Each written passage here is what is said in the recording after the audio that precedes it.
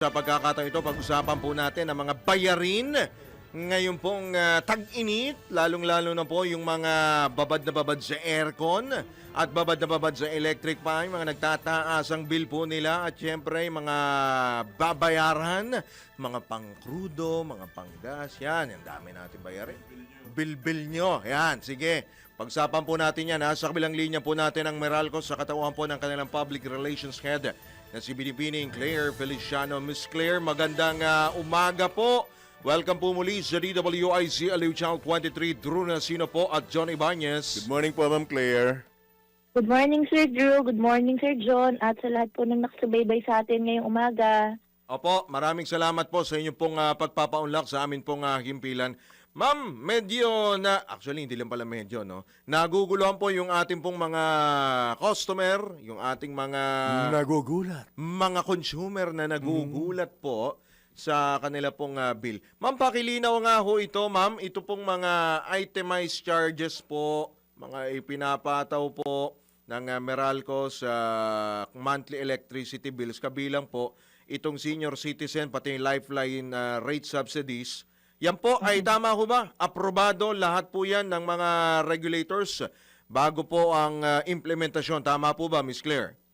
Yes, sir. Tama po yan. Well, sir, nagpapasalamat po kami dito sa pagkakataon na mabigyang linaw itong mga kumakalat sa social media na maling impormasyon tungkol dito sa mga charges na ito. No? So, tama kayo. Yung isa sa napansin namin, paulit-ulit na nababanggit ay yung senior citizen subsidy at yung lifeline rate subsidy. So sir, gusto ko lang linawin na itong mga charges na ito ay alinsunod sa mga umiiral na batas at polisiya. So kinokolekta to ng mga distribution utilities, hindi lamang po ng Meralco, no? Again, lahat ng distribution utilities at electric cooperatives sa buong bansa. Ibig sabihin sir, pag tiningnan niyo yung bill, kahit sa mga probinsya, makikita nyo rin itong mga charges na ito.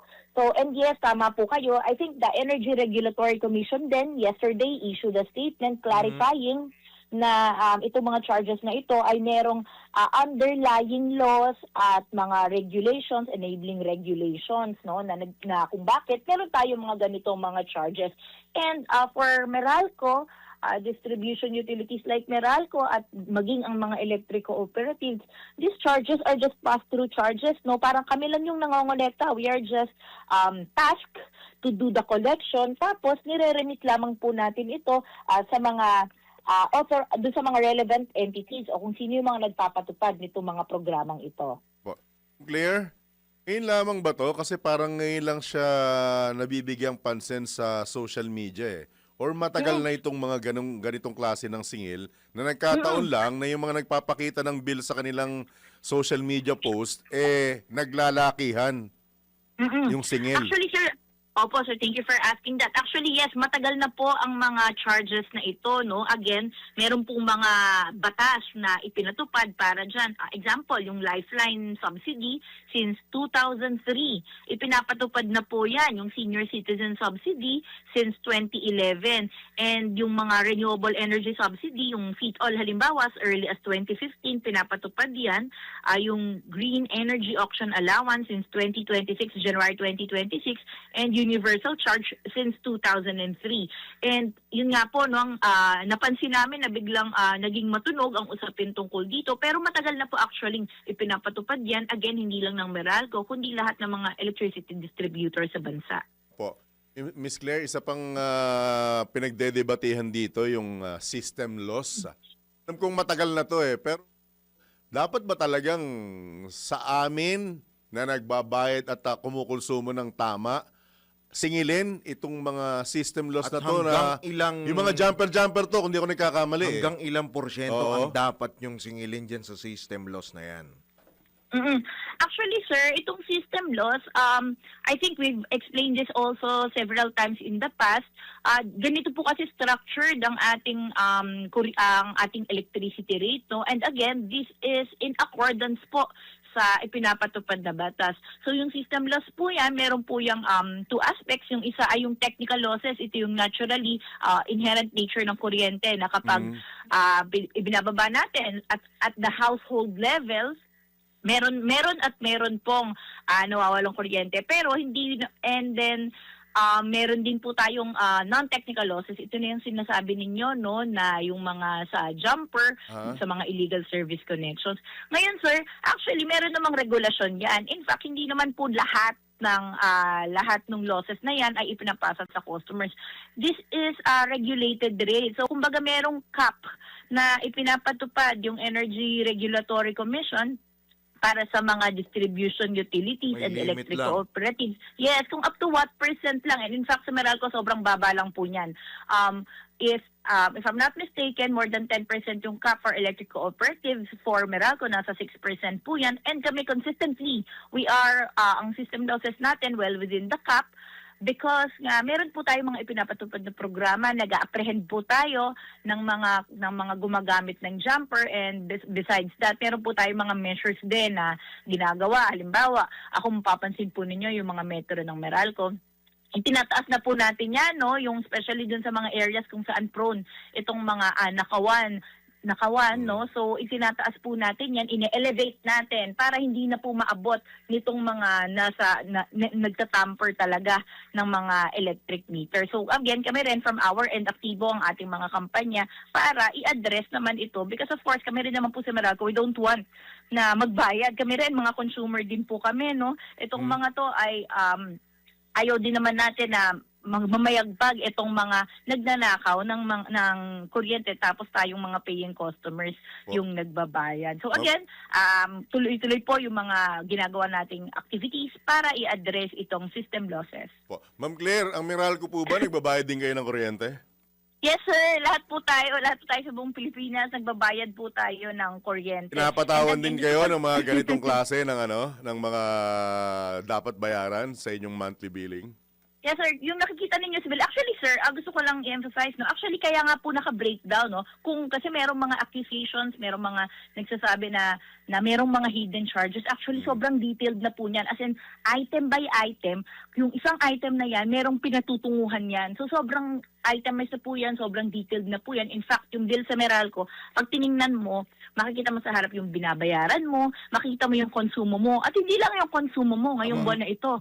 Makikita mo pa yung historical consumption mo, so mako-compare mo na hindi yan, kapag biglang sumipa, it's something that you have to raise na maaaring merong nagtatamper o kaya baka merong problema sa linya mo sa kuryente sa bahay, baka may grounded wires ka.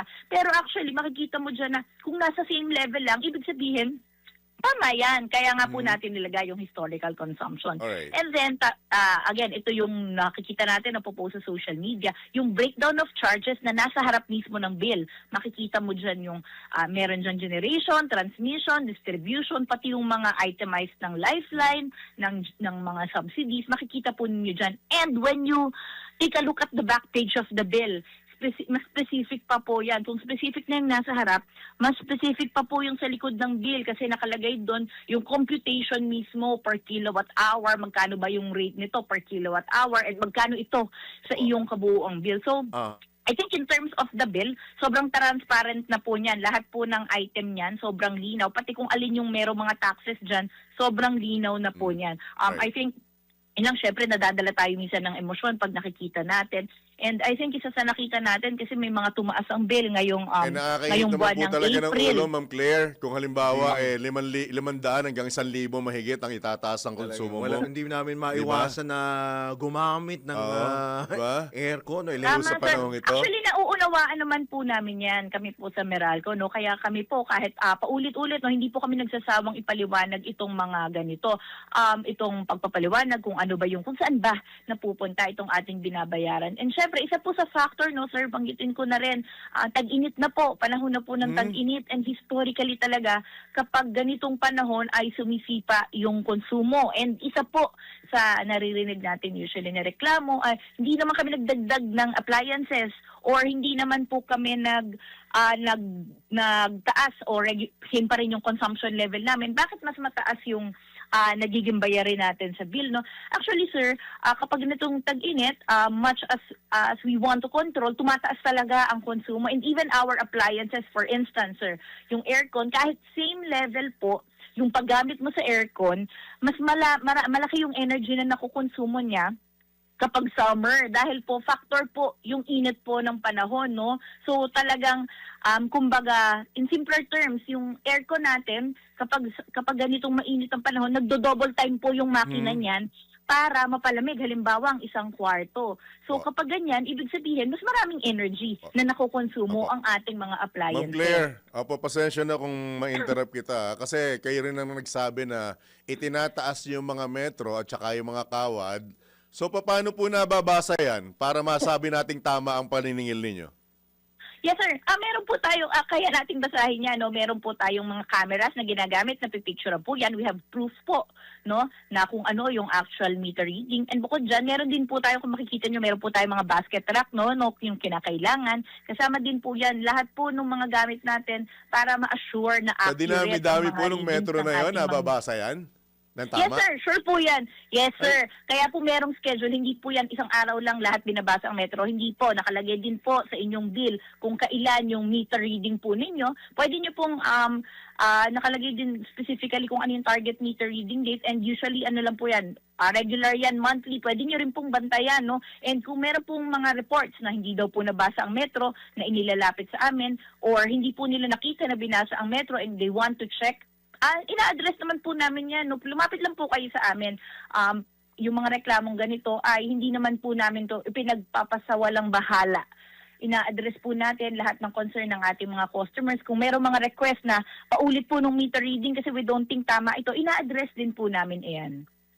Speaking of bill, ako, eto na Ma'am Claire.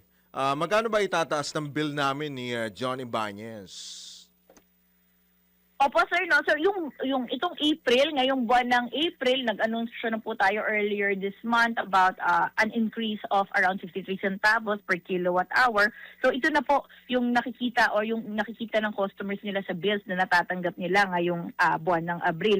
Para sa mga susunod na buwan, right now, medyo masyado pa pong maaga, no? Hindi pa natin masasabi kung ano yung magiging aktual na paggalaw dito sa mga singilin sa kuryente because again, depende yan kung ano yung magiging charges sa atin. Particularly, yung nakaka-apekto dyan, yung generation and transmission charge every month. So, para po sa May, hindi pa natin masasabi. But again, factor again, paalala lang namin yung tumataas pa patuloy ang pag-init ng panahon, tumataas ang konsumo sa kuryente. Pero gusto ko na lang din, sir, i-share, no? Merong recent order po kasi yung ERC. Yan. Tungkol dito sa, meron po tayo Refund. ngayong ipinapatupad na refund. Yes, Yan. tama kayo. So Bakit po itong ang tagal niyan? pinapatupad nating refund, since last year pinapatupad natin yan, actually makikita din yan ng ating customers sa kanilang bills as a separate line item. For residential customers, makikita nila nasa 20 centavos per kilowatt hour yan.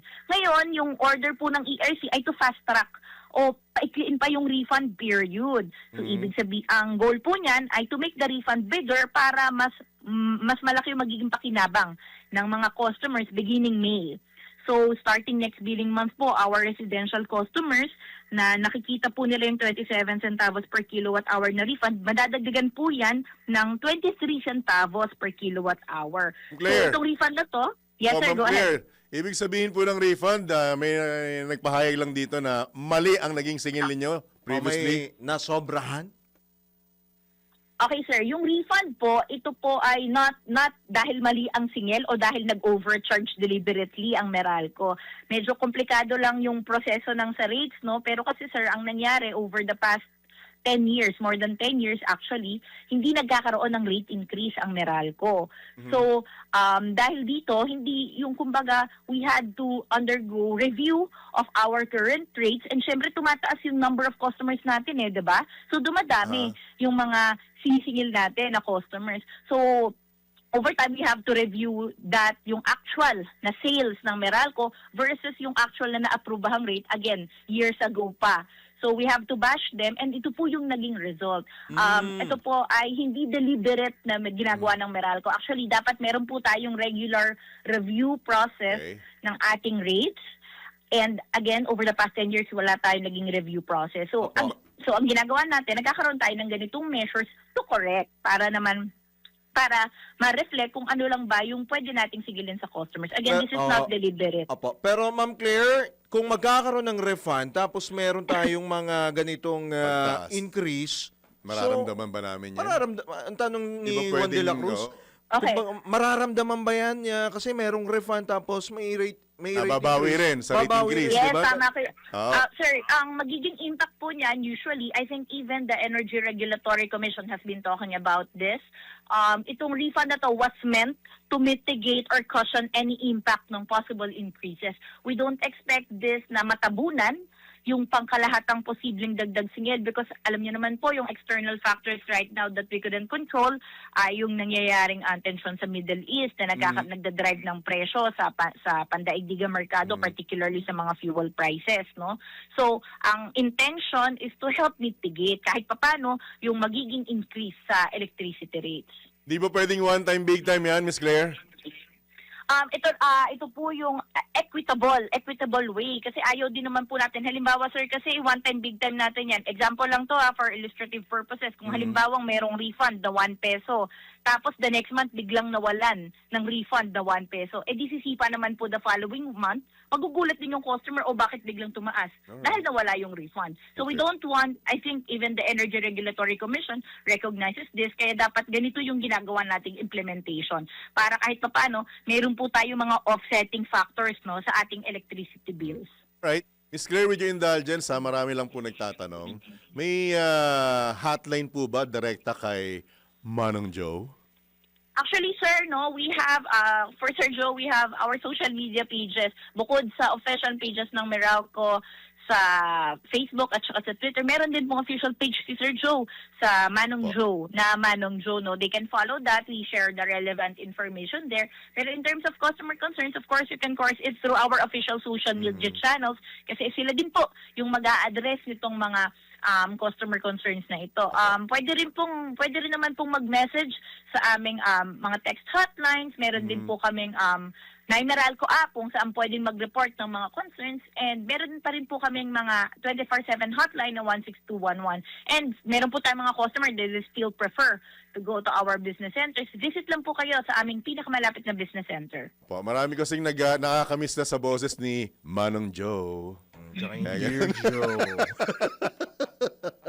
Alright. Miss Claire, baka may karagdagan ka po pong mensahe, lalo na sa ating mga Panawagan kababayan. po sa ating po mga Nagpupuyo sa galit. Oo, yung mga nagtataka, nagkakamot ng ulo, bakit ganito Naghahanap ng kalaki? kung saan kukunin yung pambayad. Ahead, ma'am. Opo, no. Kami naman po sa Meralco, nauunawaan po namin itong nararamdaman ng ating mga customers, which is fueled by yung mga nababasa natin sa social media, no. So kami naman po sa Meralco, hindi po kami magsasawa na ipaliwanag itong mga kung saan napupunta ang mga binabayad ninyo sa kuryente. And again, we would just like to emphasize na ano po ito, no? It was, our electricity bill is detailed so as para po malaman ninyo kung saan talaga napupunta ito at hindi na kayo magkaroon ng hopefully magkaroon ng assumption na may mga hidden charges po, no, ang distribution utilities and electric cooperatives kagaya ng Meralco. So kami naman din po ay one message away lang. Kung meron kayong gustong linawin, kung meron kayong mga katanungan, maaari naman po kayong mag-message sa amin. And again, ganoon din po kung meron kayong mga concerns, you can just reach out to our various customer social touch points.